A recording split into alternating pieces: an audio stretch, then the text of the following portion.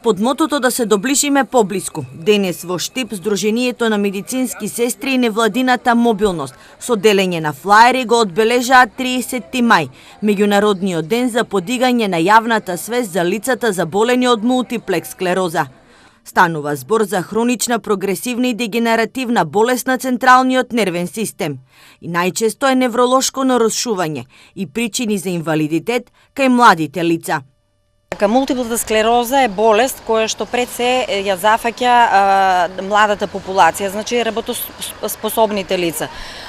Најчеста возраст за заболување за ова заболување се помеѓу 20-та и 40-та година, меѓутоа не е исклучено, значи и помали лица да ја добијат оваа болест, значи деца на 5-6 годишна возраст или да кажеме дури и повозрастни лица околу својата 50-та или 60-та година.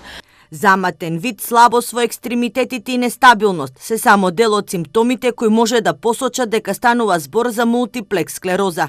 Овие симптоми често пати се причина за пациентите да талкаат од лекар до лекар и болеста тешко да се диагностицира.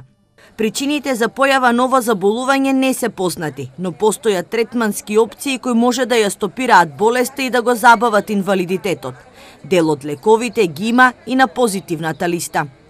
Како прва линија на лекови кои што ги користиме кај оваа заболување се интерфероните, а во поново време значи се појавуваат значи и нов тип на лекови, тоа се моноклоналните антитела.